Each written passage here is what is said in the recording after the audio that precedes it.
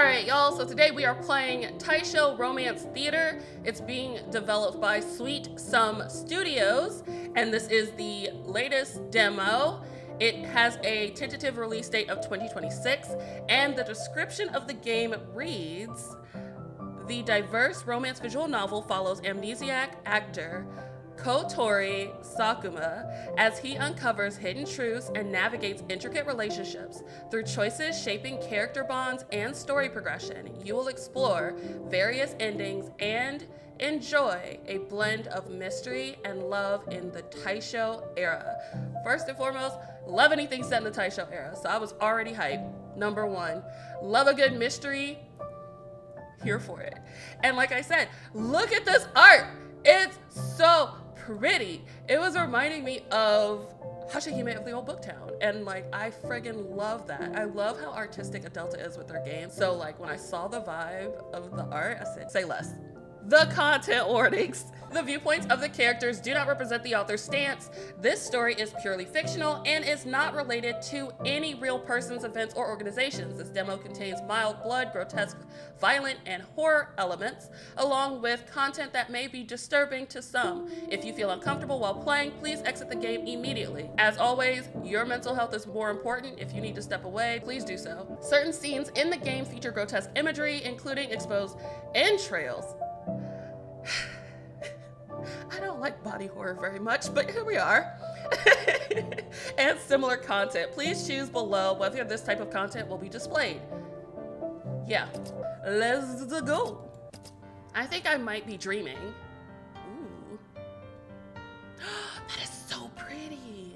A warm, soft darkness wraps around me. In the boundless distance, specks of light glimmer like emeralds. Oh, I love the descriptive writing.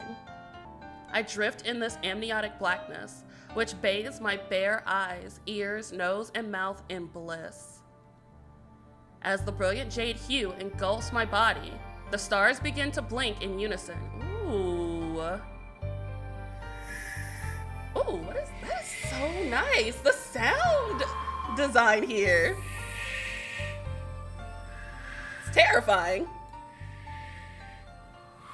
And from the furthest depths from within me, from such an intimate darkness, rises a chorus of sighs, so familiar that it brings tears to my eyes. Ah, here you are. Something brushes gently against my cheek, delicate as a feather. It stirs a breath of air that leaves ripples in my vision, even smaller than I thought. So it's been this long. I want to open my mouth to ask whose voice this is, but what reaches my senses even before the voice is a taste, bitter and impossible to describe. Ew. Why can't I remember your name, no matter how hard I try? At some point, I'm not sure when, that feather-like sensation gently settled over my face. Why are you making that face? That's not like you at all. Well, I'd like to gaze at you a little more, but this place is not for you. Oh, are we in like a limbo space? I'm sorry to have troubled you. Kotori Sakuma. Next time we meet, don't forget me. I think we're dead, guys. We started the game off dead. Let's go. Oh, I love the way the text boxes are. I love the little character profile. It's like a card that's like pinned to the ticket. Oh my goodness, so cute. Kotori? My head hurts. Who's calling me? Oh, they're so cute. Also, I want to cut his hair. I really, truly do. I don't know what it is, but when I'm playing a game and a character has like asymmetrical cuts to their hair, I just want to like even it out. I just want to take a pair of scissors and just snip. There, all better. Are you all right? Come on, wake up. Oh, I love how you did the little like emotion. A voice tinged with concern, someone gently shaking my shoulder. I pry my eyes open. The familiar interior of the car swims into view, and so does Kazuya, his face taut with worry. Thoughts and memories fall back into place. The din outside seeps through the windows as the car speeds along a road lined with gas street lamps. We're on the way to our new residence in Ginza. The troop leader, Kazuya, seems intent on settling down in Tokyo this time. No, I'm fine. I guess I just overslept? I couldn't wake you up at all. Were you having a nightmare? My body is still sluggish from sleep and cold. Clammy sweat clings to my skin. In the car window, I see my reflection, haggard and drawn. Maybe I did dream of something, but no matter how I try, I can't dredge up the faintest memory of it. I glance at Kazuya, anxiety still written all over his face, and he's been so pale lately. For a moment, I can't tell which one of us looks more like they've just escaped a nightmare. I'd better not worry him. It's nothing. I'm just a bit tired. Oh my gosh. Look at his little cheeks. Oh, so cute. What about you? You didn't get any rest either. You look even worse than me. I mean, very pallid. You were tossing and turning in your sleep. I thought you were having another flare-up. Oh. What kind of flare-up? Is he sick? As long as you're fine now, that's all that matters. It's been a whole year. We can't expect everything to be like it was back then. The flare-ups. That's a long story. I'd like to know what those are. Are you sick? We were supposed to arrive in Tokyo a year ago to begin our tour. But maybe that's how accidents are, with no rhyme or reason. Something happened to our train that day, and I hit my head during the accident, so I can't recall much from before. Oh, wow. By some stroke of luck, no one else in the troupe was seriously injured. Only I was knocked unconscious for quite a while, leaving me with headaches that come and go. Oh, so we have amnesia, like the MC in Amnesia Memories. Interesting. Since then, Kazuya has gotten overly worried about me. Aww. I ship it hard. His own health has been getting worse too, though he's still in good spirits. Just like Hatsuyuki, she claims it's only from the shock, but whenever I say to take it easy or get some rest, she either doesn't answer or changes the subject. Well, I'll get some proper rest once the premiere is over. Things are fine for now. Thank you for caring so much about me. Oh my god. Is that a blush? I ship it harder now. Oh my gosh, now kith. Anyway, Tokyo seems to have changed again. Did the tracks run this far out last time? It's quite the sight. How does it feel to be back after so long? Kazuya's words leave me at a loss. Everyone says I grew up in Tokyo, but I have only the most fleeting impression of this vast city. Oh, I love this. You show the little oh my god, what are they called? I'm having a dumb moment. The little effects. I love having the little effects, and they look like they're little cutouts that are like pasted into the scene. So it gives it the impression of one of those like pop-up puppet theaters of sorts. It looks really cool. I like it. Also, this might be a problem with all big cities, but everything here just feels suffocating. The buildings, the railway lines, the bustling throngs. Do I really fit in here? Oh, baby. What was that? Nothing. Well, if you really want to know, I'm just a bit worried. Why this all of a sudden? We can't possibly be the only troupe in Tokyo, can we? So that's what's bothering you? It'll be fine. With you and Hatsuyuki here, all we need is to keep doing what we've been doing.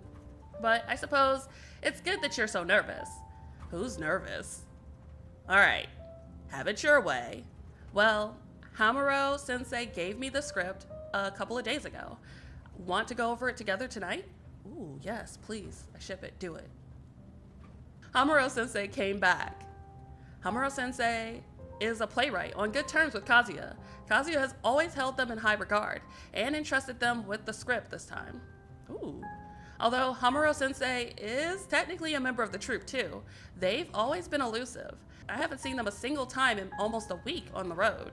I thought we'd be waiting a while longer. You mean it's just that no one told me? Sorry. I was planning to tell you once we got settled, since we've been on the go lately. Rest has to come first. Ah, Nihonboshi. We're almost there. Not this again. Fine. I'll let you off this time. So this is Ginza. The closer we get to Ginza, the more I can sense Tokyo's opulence. My only real impression is of the crowds, but here at least, the extreme value of every square foot of land is almost tangible. Living in a place like this, Kazuya said we have an investor's backing, but I still can't help feeling uneasy. Not to mention the car rental fee. We used to pinch pennies to make ends meet. My thoughts drift further and further away, and by the time I regain my focus, Kazuya has already moved on to another topic. Oh, did I ever tell you about where we'll be staying? No. Apart from mentioning that it's in Ginza, he's never brought it up. It must have slipped his mind with everything going on. The house we're staying in, half the ground floor is rented out to a cafe. Ooh, nice, we can get free coffee. I hear it's quite a popular spot. Though coffee isn't really a novelty in Tokyo anymore, their fresh fruit ice cream is one of a kind. Ooh. I remember you and Hatsuyuki loved this back in school, and you were the only ones who could afford it. Oh, wait, so we're rich? We have money. And we all went to school together. Interesting. I almost say, isn't it kind of weird eating cold treats in winter? No. No. Ice cream can be had at any point in time, friend. It's like he's lost in memories. Huh? Maybe I really did love those little treats back then. Oh my gosh. Was Kazuya in love with us? I'll give it a try if I get the chance. We've still got some ways to go. Anything else on your mind? Tell me about the old days. Why the sudden interest? Where to begin? I guess I'll start with how things were before the troupe came together. We first met in Sasaki-sensei's piano class. You always had that stony face, looking so glum. I couldn't really hold a conversation, so Hatsuyuki tried every trick to make you smile. Aww, this is so wholesome. Why do I feel like something horrible is going to happen? This is just too calm. We found out you liked ice cream only because she dragged you to try out the nearby cafe. You barely said a word, but you sure weren't shy with the food, so when you blurted something out, which is how we learned that you just thought it was so cool. Hey, oh. Not wait and see. Concern.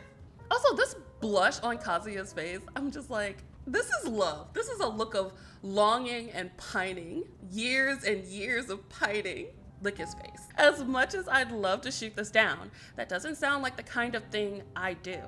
I mean, you don't know what you would do because you have no memories, friend. Judging from Kazuya's expression, he could keep going. No, I don't think that'll go well. Let's leave it at that. Anything else? How have you two been lately? Interesting.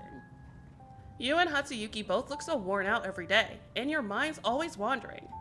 You two aren't keeping anything from me, are you? Maybe. Huh? No. Why would we? I haven't even said anything, and you're getting all worked up, that part. You do not have a good poker face. Sorry, I just what? I was teasing you earlier, but the truth is, we've had so many delays getting to Tokyo, I didn't want to bring down the morale. Kazuya forces a smile, but it seems rather strained. I'm sorry. I shouldn't have pushed you like that, but you know you can talk to me about these things. Yeah, I know you worry about me too.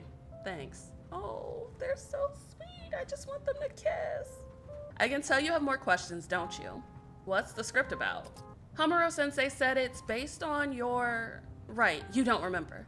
You once brought back a manuscript of an old play from quite a long time ago. Ooh, okay. Hamuro-sensei took a look and said it was very inspiring. Apparently, this new script was influenced by it. Interesting. I want to know what this is now. I brought that? Yeah, but that was ages ago, back when the troupe was just getting started. Later, you gave the manuscript to Hamuro-sensei. If you want it back, I'll ask them for it when they return. Kazuya, sometimes I think he really takes things too seriously. He only takes things seriously when it's you. It's fine. No need to bother. Ooh! Oh, it's like a little comic panel. Oh, I love this. Ah! Okay, I'm sorry. I really am in love with the design of this game. So in love. As we speak, the car makes a turn past the cafe sign. It veers away from the bright, bustling main street and comes to a stop in a narrow alley. All that glitter and glamour vanishes abruptly, along with the words I meant to say. Snow! It's snowing! The alley is deserted but neatly swept. The space before the doorway is lit by the dim glow of a yellow lamp. The cars carrying the other members are already parked up ahead, and people are moving back and forth with luggage. All right, let's go. I didn't even notice Kazuya getting out. The coat draped over his arm adds to his gentlemanly air as he opens the car door on my side. Never mind. Ugh, it's cold. Put on a jacket. Coming down in an alley. Yes. Oh my god, I love this. Kazuya is putting the jacket on us to keep us warm because they're always watching us. My inner Fujo is losing their mind right now. After so long inside the warm car, it slipped my mind how biting the winter would be. I hurriedly scrambled back to grab my jacket, but Kazuya beats me to it. He shakes out the coat he's holding and wraps it around me. He buttons my collar, takes a step back, and looks me over head to toe, then nods in seeming satisfaction. There we go. Ooh, okay. I do see how the hands linger. Oh my gosh, the blush! The blush! His faint scent of alcohol and antiseptic is now more noticeable than ever. Okay, I have questions about that. The chilly air still brushes against my exposed skin, but for some reason, I feel as if I'm burning up instead. Oh yeah, that's right. Lean in closer. Damn. I'll go in first. Oh, okay. Who is this? I'm trying to shake off this odd atmosphere. Why? But as I hastily barge ahead, I forget to pay attention to my surroundings. Before I know it, I've crashed headlong into a young man. It's not the pain that hits first, but a strange, cloyingly sweet smell, like rotting fruit. They're a murderer. They have killed somebody. They are around corpses and bodies. That is the only thing that smells like rotten fruit in a game. Bodies. Calling it now. Sorry, I wasn't watching where I was going. Are you alright, Sakuma-san? Kotori, are you okay? I'm fine. Sorry about that. And they're gone. I'm just glad you're okay. Let me carry those up for you. After unpacking the last suitcases, I've got no energy left for etiquette. I collapse onto the sofa, utterly spent. Leaning against the soft cushion, I stare blankly at the ceiling light for a while until I feel myself gradually reviving. And the gifts I brought. There's still a jumbled heap in the corner. The Polonia seals on the wrapping gleam under the light. I receive these gifts every month. I practically have the pattern memorized down to the last detail, but they leave me inexplicably irritated. Why?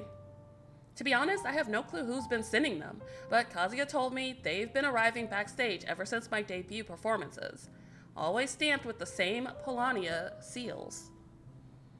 It's most likely some young master or lady from a distinguished family, since they get to use an emblem, but their taste is unfathomable. Most of the gifts just end up collecting dust. Look at the time. What did they send? Kazuya's probably waiting in the rehearsal room by now. Forget it. I'll deal with this stuff later. Oh my goodness! Oh no! My hair is fine. I turn to glance behind me. It's empty. Nothing there at all. Wait, was something there? Was that just my imagination? Did I miss something? Why am I getting so paranoid? Oh my god. Kazuya! The hell? Oh my gosh, I love that cut. Hey, been waiting long? Not at all.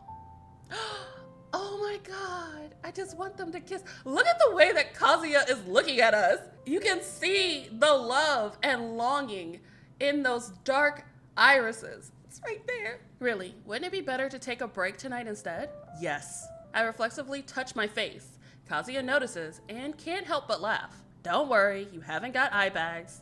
Here's the script. Why don't you take a look first? He hands me a stack of neatly bound papers, the cover entirely blank. Oh, it's a pop-up theater. Got any rice? Oh my, Takimi-sama, you've come at an unfortunate time. Oh, I guess I should overly act this. Hold on. Oh my, Takimi-sama, you've come at an unfortunate time. The aged rice is long gone. All that is left is the grain from the new harvest. Not a single bag? Not a single bag. If you want some, you'll have to come earlier tomorrow. And ready your purse, for the price has risen by 1 sen. Fine. I've still got dried fish at home. A change is good for the appetite. It's no big deal. I'm off. No need to see me out. Take care, sir. Penniless wretch. How long will radish leaves and dried fish fill your stomach? Ahem, sensei. You're getting distracted again. My apologies, You've seemed down lately. Because of the unpaid wages? Ellipses. Intense ellipses. You're still a student. You needn't worry about these things. I'll be here for class no matter what. No, I'm not thinking about school. It's just that I saw a job advertisement the other day for a newspaper. I was thinking, you write such fine essays, sensei. It wouldn't hurt to give it a try, don't you think? And it pays so well. But it's been years since That doesn't matter, sensei. There are lots of students eager to try their luck and in urgent need of your guidance. Ooh, this got sexual real quick. I'm out of firewood. What? The rice too. Where did these rats come from? Not a grain spared. And there's still the rent. Is it true? With no money, is there no hope? At least this pen can still write. End scene, lights cut. Intense ellipses. In late spring, as warmth swiftly returns to the land, I received an invitation from an old friend, and thus I journeyed to a temple within the mountains to behold the weeping cherry in full bloom. How have you been? He inquires of me. Perhaps due to the heady wine or the petals that float within my cup, I find myself wholly intoxicated. The deepest truths of my soul, it seems, can only be spoken amidst such sweet scenery. Wait, why is it cut off? Because it's a sex scene, my guy. Kazuya doesn't seem surprised. Maybe it's a misprint? Never mind. I'll improvise for now. Oh, we're improvising now. Oh, okay. Oh my god, I have to choose. Oh! Never did I think the pursuit of happiness would be so exhausting. Ooh, I love how it's a little pointer. Oh my god, I really love the way that you have this game set up. It's got so many moving parts, and it's such a fun aesthetic. I say, never did I think the pursuit of happiness would be so exhausting. Ooh, why is it warping like that? Wait, what? Concern, such concern. As soon as I speak that line, the remaining text is swept away by some unseen force. In its place, black lines writhe and squirm across the page, weaving themselves into new words faster than I can blink. Are we creating the universe in real time? Because what in the Haruhi Suzumiya is going on? My blood feels like it's boiling, surging through my veins, searing my throat. The pain blazes like I'm swallowing flames, as if raw flesh is being torn from my mouth to feed those growing black lines. That is intense. That is very intense. My mind goes blank. When I manage to come to and flip ahead a few pages, the text has settled into a coherent story. There's no remaining trace of the distortion from before. What is happening, honey? Are we good? My friend's face is steeped in the glow of dusk, and a faint memory stirs. No, that's not how it goes. My eyes are fine. Am I haunted or something? A dull ache blooms in my head. My temples draw tight, pounding. Those black marks imprinted on my retina still twitch spasmodically in the corners of my vision. But as soon as I focus my gaze, they turn into perfectly ordinary blocks of type, lying completely still. Oh, okay. It's as if this is how they've always been, as if everything I just saw was a mere illusion. My dazed look must be too obvious, and the music is back to normal. Concern. You can't go from that intense music to just this like, oh, slice of life, everything's fine. No, it's not. I'm in danger. Kazuya puts down his script with that mix of confusion and concern back on his face. Huh? Is that all for today? My eyes kind of hurt. Sorry, I've crumpled the page. You'd better take a break first. It's my fault. I should have made sure you got enough rest before talking about the script. I'll bring you a new copy when you're feeling better, all right? I really don't want Kazuya worrying about me. Before I know it, a lie comes rolling off my tongue to cover things up. Forget it. It's better to have him think I'm tired than to have him know I might be losing my mind. Kotori? Thanks, that sounds good. But I still need to read the script. Can I borrow yours for now? I'm burning the script. Oh, wow. I love that we can see our reflection in the mirror a little bit. As the cold water splashes my face, there's a belated flare of pain in my forehead. Kazuya's copy of the script is also the altered version, but he wouldn't joke around like this, and he couldn't possibly be in cahoots with me to trick myself. That's an odd thing to say. Everything seems as though it's always been this way. And that thing I saw in the mirror? What is going on? Looks like curses and hauntings might not just be flights of fancy after all. Oh, who is this? Hi, you're pretty. Huh? Hey, superstar. You don't look so good. Okay. So slight aside, I once had an ex, long after we had broken up, years after we'd broken up, send me a text that said, "Hey there, superstar." And I was like, what? Why would you say something like that? That's weird. But every time I see "Hey, superstar," it just makes me think of that. Has Kazuya been giving you a hard time? Hatsuyuki. Only the sound of that familiar voice makes me realize I've been in a trance here for who knows how long. Ooh, I love the zoom in on the eyes and making it a panel. It adds to the effect. It directs your focus towards it. This is such a cool design choice. The troupe's leading actress blinks at me. She's standing before me, her green eyes as vivid as two emeralds against her pallid skin. Their gaze locked unwaveringly on my face. Wow. Hey, they seem fun. When did you get here? No, wait, did you get any rest? When? Oh, I guess around the time a certain Kotori was spacing out and his stomach started growling. Oh, wow. Look at us blushing. We're so cute.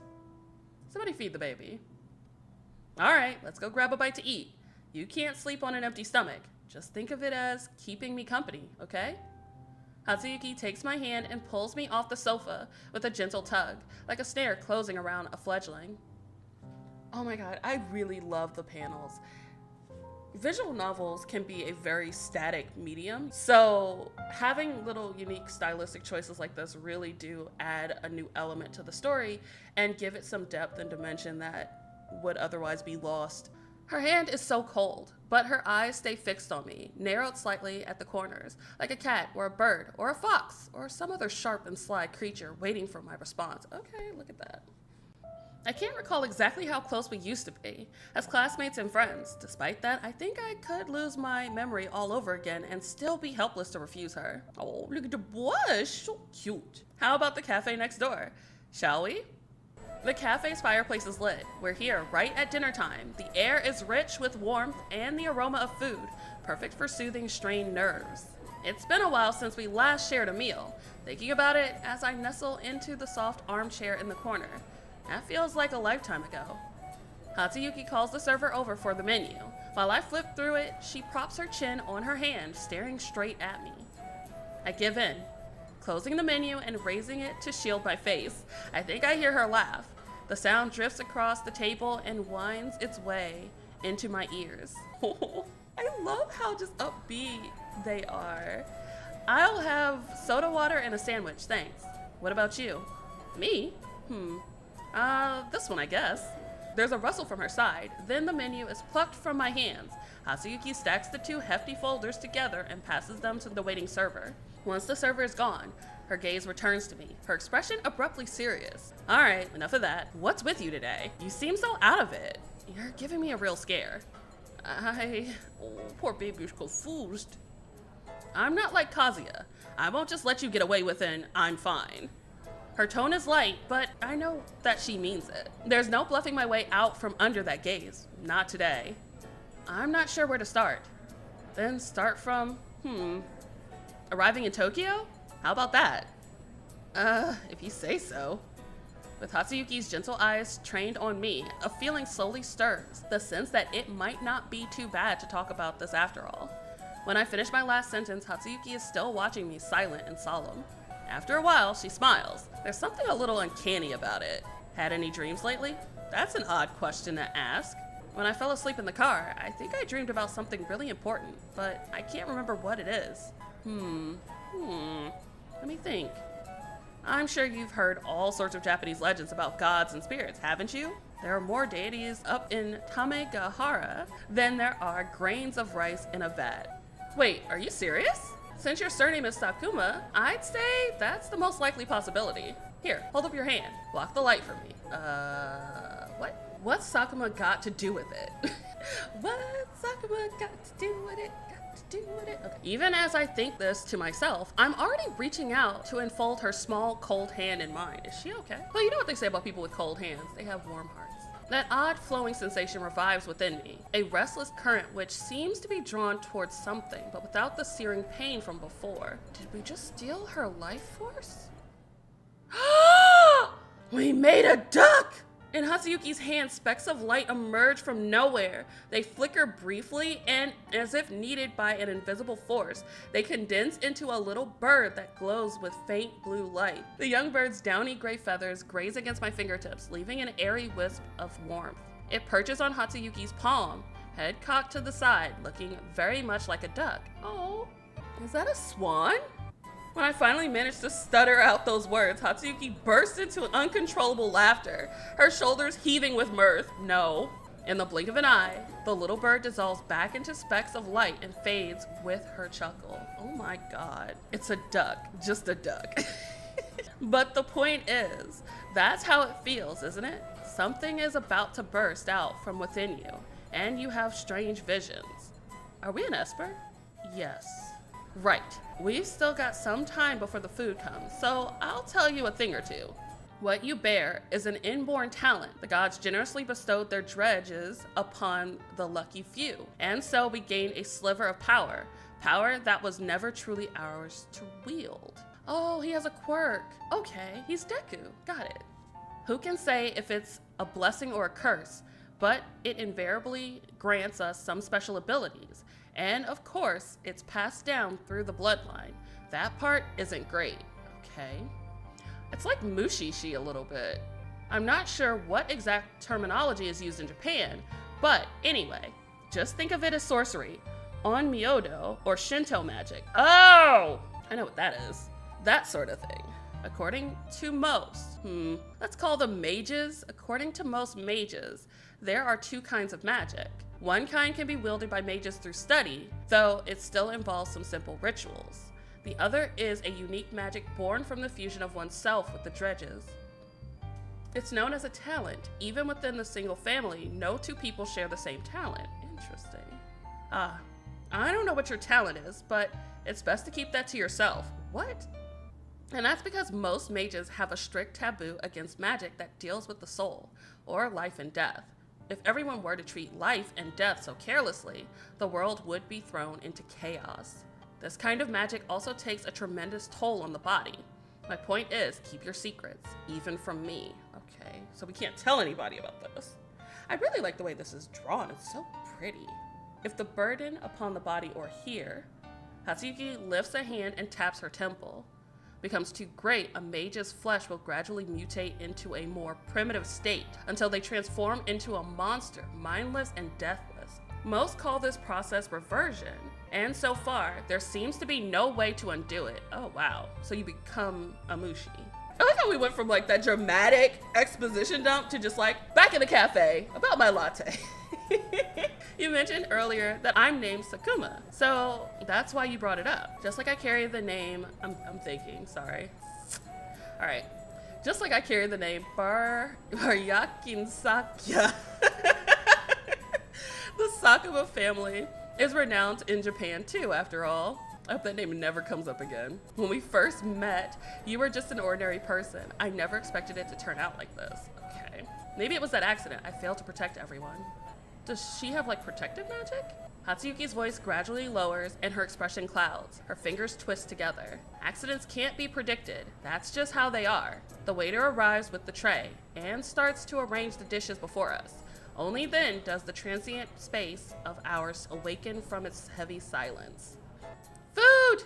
Sandwiches! The sandwich exudes just the right amount of heat, and the wheaten aroma of the toast mingles evenly with the fragrance of the scrambled eggs and steak. Oh. Combined with the lettuce sprinkled with sauce, it all sparks a rare thought within me. That seems worth a try. This music is taking me out.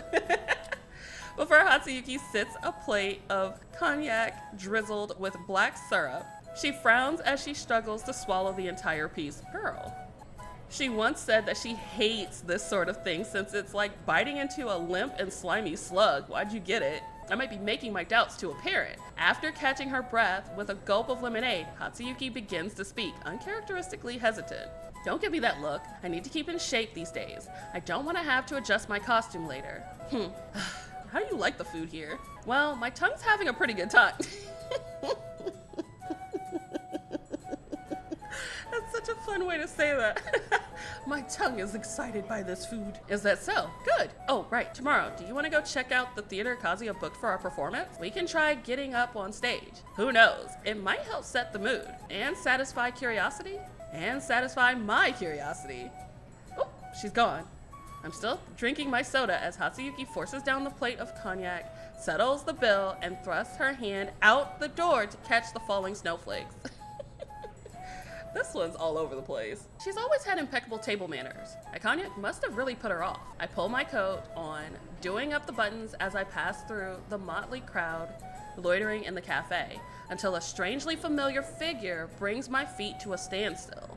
It's a girl, clad in an ornate gown, expressionlessly sipping her drink. The red and gold flare of her skirt reminds me of a fish gliding through dark water. Oh my god, that looks amazing! I would like to eat the food, please. Her table is laden with dishes, and a maid stands next to her, slicing the food. The girl's back remains fastidiously straight. Even her spoon swirls through the coffee without a sound. Okay. Ooh. I feel like I'm being judged. But when those golden eyes turn in my direction, a shiver runs through me, like a serpent just clamped down on my neck. Ooh. Snapping back to myself, I flee. I shove open the cafe door and put its bulk between me and her gaze.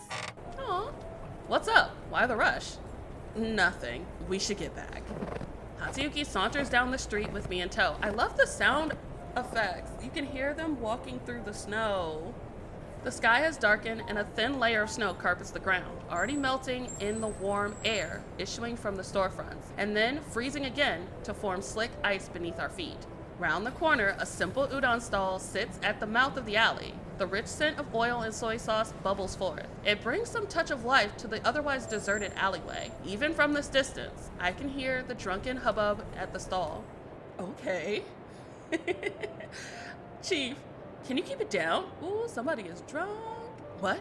So that bastard can dump this hot potato on my lap and I can't say a damn thing about it? How's this even supposed to work? He claims he's got no connections, so he thinks I've got enough to deal with that old fox's tricks? But we don't have any other choice. Shibata-kun, as soon as something comes up, you're always cringing with your tail between your legs. Knock it off. Though, it's not like I can handle this either. Tell me, what the hell does he want from us? The kid refuses to go home. What am I supposed to do? Break his legs and drag him back? That is a really intense reaction to a very simple problem. What a shit show. Guess I've got to put up with it. Chief, please, that's enough. Huh? The inebriated woman suddenly swivels, like she has eyes in the back of her head, and shoots a glance right at us. Then she gives the young man next to her a hard smack on the shoulder. Oh, poor Shibata. Whatever, just eat your noodles. That's so cute. By the time we skirt around those two drunkards and make our way back to the lodgings, night has fully descended. Ahead of me, Hatsuyuki quietly nudges the door ajar. Then, like a squirrel, she slips through the narrow gap. Warm air billows out from within, and a faint, tingling ache slowly returns to my cheeks, numb from the cold wind. It's pitch black indoors. I can hear scattered rustling sounds. Huh? Why are the lights all out? Hatsuyuki and I are back. Where is everyone? 1, 2. Oh, is it a party? Aww, it's a surprise party. Welcome home, Sakuma-kun. Aww, that's so sweet. Golden flakes and colorful ribbons cascade from above, accompanied by the clicking of a light switch. Troop members pop out of hiding in every corner of the first floor, like mushrooms after rain, their hands still dusted with flecks of gold. Aw, this is so sweet. Seizing the moment, Hatsuyuki swiftly wraps her arm around my shoulder, leaving me no chance to dodge the ensuing flurry of embraces. You guys, what's going on here? Of course we're celebrating the grand finale of our Emerald Eye Troop's national tour, Tokyo. Aw. We ran into some delays this year and didn't get to schedule any shows, but from Kyoto to Nagoya to Osaka to Tokyo. Oh, and all those little towns in between. We've been going strong for 2 whole years. It's been rough. Aburatani-kun and I spent the whole day unpacking and settling in before we could even think about pulling this off. And wow, our costumes won't even fit inside 2 huge wardrobes now. Who would have thought? Everything from Moliere to Shakespeare. I don't think that's how that's pronounced, but it's fine. But we didn't notice at the time. It's only when you start taking stock of all the costumes and props that it really hits you. And there's more. Oh, right. We're also celebrating that the Fool's Feast has already sold. How many tickets was it again? It's a full house. 800 seats. That's a lot. Plus the VIP boxes on the balcony. Oh my God. That's money. That's right. On opening night, even after laying low for nearly a year, people still remembered us. Naniwa's vibrant voice practically drills through my eardrums into my skull. I curse myself for not having 2 extra hands to shield my ears against the onslaught of sound waves. Enough of that. And there seems to be loyal fans of the troupe visiting from elsewhere. They've come all this way just to see this performance. It's all thanks to our leader and everyone. And of course, Sakuma-kun, especially. Or else we wouldn't be doing this well. Aww. I like that there's confetti in his hair. Oh my God, look at that blush! That is so adorable. Oh my goodness. Guys, that's enough. Oh, what's the matter? Could it be our hotshot leading man who sells out entire theaters is shy about being so popular? Don't you join in too? But of course, who can resist this awkward look of Kotori's when he's obviously over the moon, but thinks it's uncool to get excited about a compliment? Hatsuyuki lays bare my exact thoughts with a grin, and as Kazuya and the others laugh, the heat rising to my face might be enough to steam me alive. Oh my goodness. All right, my cake is ready. I'm not late, am I? You're all in such a good mood. What are you chatting about? Oh, I keep feeling like something horrible is going to happen. Meiko-san, you've gotten into Western desserts now, on top of all the Japanese cooking. Since when? This cake? It can't be. I learned from the cafe owner next door. A celebration needs something special. You like this flavor, don't you? Before you get into that, Matsuyo-kun sneaking a bite. I saw him. Snitch? Huh? I'm just sampling the flavor. Ooh, it came out great. I would be Matsuyo. You guys, cut it out. I haven't had any yet. After the whirlwind of chaos, all that remains is an empty plate and cutlery smeared with cream. One by one, Kazuya persuades everybody to return to their rooms since it's getting late. The first floor, so lively a while ago, now hosts only Hatsuyuki and me, along with the scattered remnants of gold flakes, ribbons, and confetti. Every iota of strength has drained from my body. My eyelids are so heavy they can barely stay open. Ugh, I'm so tired. It's going to be such a hassle cleaning this up. Hatsuyuki chuckles when she hears this. Well, it's a celebration after all. It was Naniwa's idea, so let's leave the cleanup to him. What matters is that we all had fun. Aw, she's going upstairs. Bye! I love the way that looks. She skips light-footed up the stairs, then whirls back, wreathed by the lights, and waves at me. Okay, I still need to have a chat with Kazuya. It's been a long day. You'd better get some rest, superstar. We've still got that theater trip tomorrow. Are we gonna have a nightmare? I'm really exhausted. Back in my room, I can't even be bothered to wash up or get changed properly. Almost as soon as my head sinks into the soft bedding, sleep engulfs my eyes. Perhaps because so much happened today, my sleep is flooded with a dizzying array of fragmented dreams. Okay. When I next open my eyes, the room is still shrouded in darkness. My body feels like lead, and a sharp, sour taste clings to the back of my tongue. Why do we have a bad taste in our mouth? I'm so thirsty. What time is it? I switch on the bedside lamp. The warm glow of the bulb sheds a dim amber light across the room. The desk clock emits a steady mechanical ticking. In the faint light, I can just make out the hour hand pointing to 9? Question mark. Or 11. It's 11. Don't judge me. To 11. I shut my eyes and try to will myself back to sleep, but my mind only grows more and more alert, and every sense sharpens with it. Oh, somebody's in this room with us. My ears are flooded with the sounds of the wind, the clockwork, and my own heavy breathing. Noises that I would normally overlook now echo through me like roaring thunder. I can't sleep. I might as well get some air. Okay, that creaking door was a little too intense for me.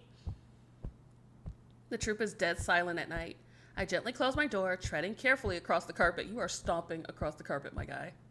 I wander idly through this still unfamiliar building by the ashen moonlight streaming in from the windows. My room, Hatsuyuki's, and Kazuya's are on the second floor. Hamuro Sensei's room is at the other end of the corridor, though they seldom stay over, probably gathering dust right now. Looking down over the corridor banister, I can see the reception hall and Kazuya's office. Opposite the office are the dressing room and rehearsal rooms. With nothing better to do, I reread the nameplates on all the doors, then follow the moonlit stairs upward. The third floor houses the other members. Every door is shut tight, as if the occupants are already deep in slumber. The window at the end of the corridor looks out upon the late-night streets of Ginza. There's no sight or sound of humans, only the gas lamps and the stars shimmering together in soft hues. I tiptoe down the corridor, and as I pass one of the rooms, the murmur of voices brushes against my ear. Don't do it. I did eat something today. I tried to throw it up when I got back, but I just can't get it out clean. What? Oh no. Is that Hatsuyuki? Do you think it'd be better to cut it open and clean it out? No. No. Don't do it. Don't do it. The person answering her seems to be standing further away. Their voice is too muffled to make out. Have you gotten any better at this? The stitching last time was a real mess. I don't want to be here. No. Nope. But it's my fault too. The more times it's cut open, the harder it is to sew it back together. Usually I can empty things out just fine. I don't know what's wrong today. But are you too tired for this? It's winter, so it'll be a while before things start rotting. What? It's not okay. What are they talking about? Good question that I don't want an answer to. I take an instinctive step back. Smart. First smart decision we've made thus far. The floor creaks beneath me. Of course it does. Who's there? Run. That's right, baby. Run with the quickness. You are lightning. Oh my God. Rami, no.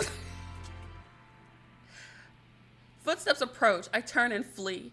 No time to worry about the noise. All I want is to get back to my room as fast as I can. He was stomping like 5 minutes ago.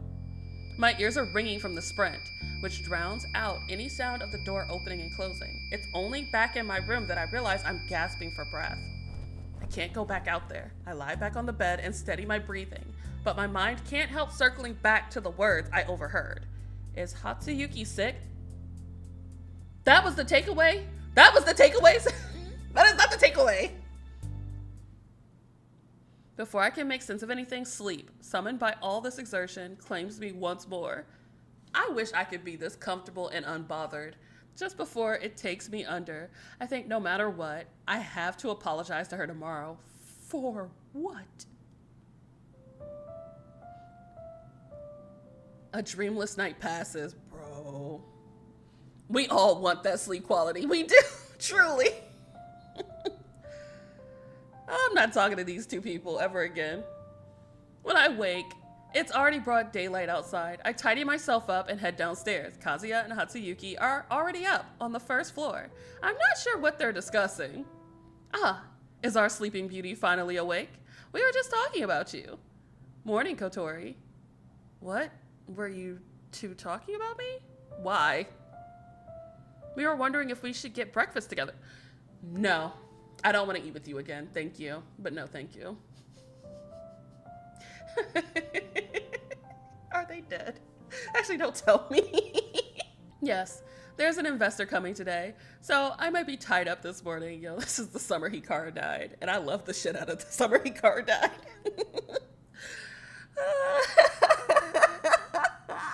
Worry. Okay, so there's an investor coming today, so I might be tied up this morning. Hatsuyuki shakes her head regretfully, then makes her way behind me and gives me a little shove. Looks like it'll just be the two of us then. Oh, it's the person who was staring at us the last time.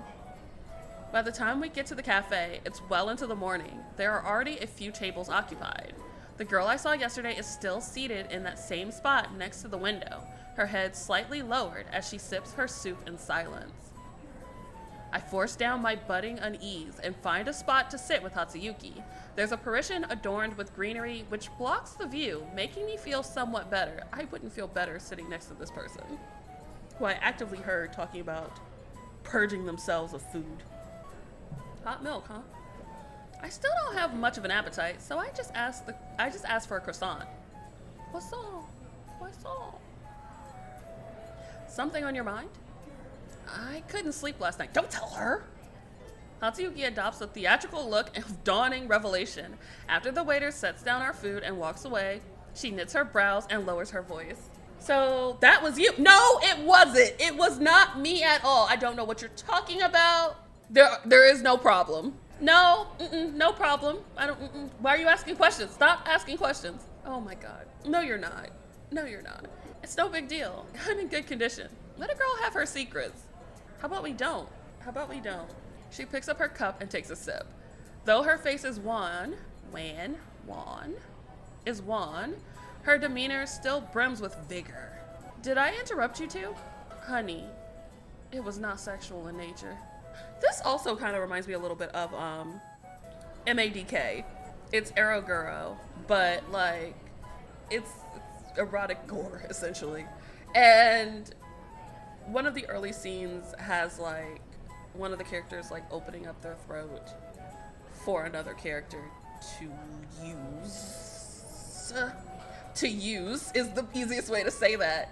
And I don't know what what our character is thinking is going on with what was said earlier, but I sincerely hope that we did not interrupt them in any way like that.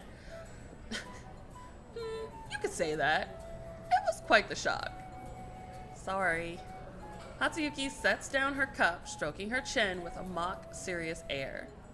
To make amends, how about you go to Yokohama with me and see the flowers after the performance? Oh, a date! I hear they've opened a new park over there. You and Kazuya both need to take a break sometimes in spring. It's settled then. Aw. Alright, eat up before your food gets soggy. Don't rush me, I'm gonna choke. They are so cute, and yet I now have all of my like defenses up. I am worried, I am concerned, I am steeling myself for the inevitable horror that I know is awaiting me on the other side of this. The snow! We finish our meal, and just as we leave the cafe, a car pulls up to the alley entrance. Oh my goodness. This is the one I want. I want this.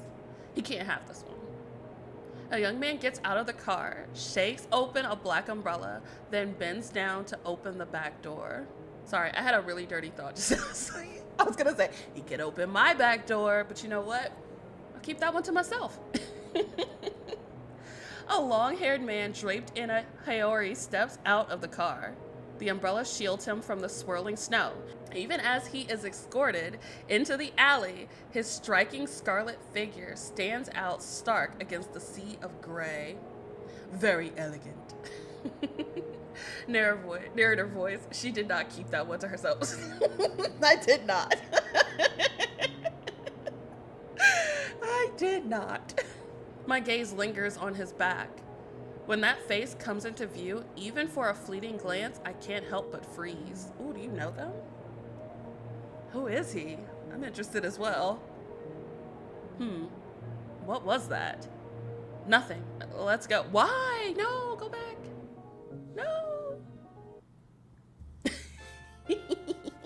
Okay, I love the way that the NPCs look. This is so cool. Like, they're little cutouts that are just kind of held in place because they're not really there. It adds to this, like, sense that something is off with this world.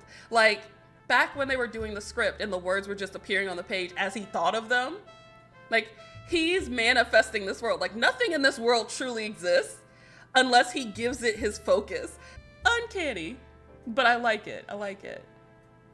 The theater reserved for the premiere isn't large, but its decor is surprisingly exquisite. You two are members of the Emerald Eye, right? Are you here to check on the auditorium setup? Setup? Mochitsuki-san has rented a small auditorium here for rehearsing on a long-term basis. It's been set up as requested. I can show you two around. How's he paying for all of this? Are we free to use it? Of course, please follow me. We follow the theater staff down the hallway, carpeted in red wool, finally stopping before a massive door of black walnut. The door stands ajar. It takes the staff member some effort to pull it all the way open, revealing a sizable thrust. Is that a real thing? I've never seen the word thrust used in this context. So you kind of short-circuited my little Fujo brain for a second. So now I need to look this up. It is a thing, yes. A thrust stage is a performance platform that extends into the audience on three sides, creating a more intimate and engaging experience. Today, visual novels taught me what a thrust stage is. All right, revealing a sizable thrust stage, the grand drapes are drawn, exposing the set behind. Several crew members are adjusting the lighting. Just as our guide said, this place is ready for use. Ooh, the sparkle in her eyes. I really like this. Okay. And to the art style, I don't know. Maybe it's the way that the hair is like curling around her face. In this little like panel, it reminds me of like those older like 70s and like 80s older manga style. Hatsuyuki stares briefly at the stage, then turns around. She's silhouetted against the lamplight. Her eyes gleam from the shadows. Now, this doesn't happen every day. How about we give it a go? In the blink of an eye, Hatsuyuki whips out two scripts. Where did she get these from? She tucks one into my arm, and I feel an answering twinge of eagerness. Ever since the accident, Kazuya has insisted on my recuperation. It's only in the rehearsal rooms that I regain any sense of being an actor. But faced with a real stage, however I feign nonchalance, there's no deceiving myself. I can't pretend I have no desire to stand upon it. It's interesting that Kotori wants to be perceived, wants to be viewed. Well then, let's try it. Okay. We are acting again. Why, oh why? What I wish to write, what I long to say, that is all which matters, nothing else. No worldly concerns should hobble my steps. Sensei, are you there? I've brought you some rice. You haven't been to class lately. The students are all worried, so I came to check on you. Is everything all right? Why didn't the others come? They have household chores to attend to. I haven't fully recovered from my illness yet, and I'm not needed at home. I figured I'd come see you. Okay. If I can but silence her, peaceful days will be mine once more for a time, precious time. I simply need to make an accident. Excuse me? Very, very crazy solution to a simple issue of just, hey, perhaps you should leave. No, we're not gonna do that. I'm gonna kill her. Love that. Love the leap of logic. In that case, come in. Did anyone see you? Of course not. The spotlight falls on Hatsuyuki. She opens her mouth, but no sound comes out. Oh my God. It's her line next. Why isn't she speaking? Oh God, oh God. In the stifling frozen silence, my unease grows. I hear the crew muttering. Hatsuyuki? Oh my God, she's dead. We killed her with our acting. We were so good at acting that it just knocked the wind out of her. I will take my Oscar now. Thank you guys. You're welcome. Naja, dressed as the director, yelling through the speakerphone, not enough thrusting on the thrust stage. Try again. Oh my God. Is she, did she shrivel up? Oh my God. Is she a corpse? The instant I say her name, her body sways. Then she collapses heavily onto the stage, landing with a dull thud. What's wrong? Are you okay? My mind explodes into tumult. I practically trip over myself, scrambling to her side. She lies quietly on the cold, dusty floor, her cheeks smudged with a trace of grayish powder. Oh, God. No matter how I shake her, there is no hint of a response. I reach out, a trembling hand, holding my breath. I gently bring it closer to her nose. There is no breath in her body. Scared ellipses. She's not breathing. I push my nerveless hands against her chest and press up and down again and again. Oh, God. It has to work. She'll be fine after this. That's what they all say. I press until my hair tumbles over my eyes, until fine beads of sweat ooze from my forehead. Hatsuyuki opens her mouth and lets out a soft sigh. What? I knew it. I knew it would work. Thank goodness. Hatsuyuki, don't scare me like that. Please, wake up. Is her mouth opening because she's alive or because her jaw just unhinged? Dead ellipses. Wake up. You don't sound too sure about that, Kotori. Terrified ellipses. Stiffly, I press my ear against her chest. There's no pulse of life, only coldness and decay, and a cloyingly sweetness wafting from her collar like rotten fruit. What did I say? What did I say? The only things that smell like rotten fruit in fiction are bodies. Dead, rotting bodies. It's the scent of decay. This has to be a joke. Just a joke. It can't be. No. You were just talking. Don't tease me. What's wrong? Are you mad at me? Oh my God. Denial. The denial is so strong. Hatsuyuki's lips are parted, unspeaking. I stare at her face. What changes have I missed in the past minute? The past half hour? The past day? So much. Her eyes are wide open, usually an adorable sight. But now those unblinking, glassy eyes fill me with a terror that drenches me in cold sweat. I can't look directly at them. Don't. How absurd everything suddenly is now. How ridiculous. We ate together, made plans to look at flowers in Yokohama, and were enthusiastically performing just a minute ago. I was. How can someone just die like this? Like every color has drained away in the blink of an eye, leaving behind nothing but a pale, empty shell. Oh my God. Where did she go? To the great beyond, friend.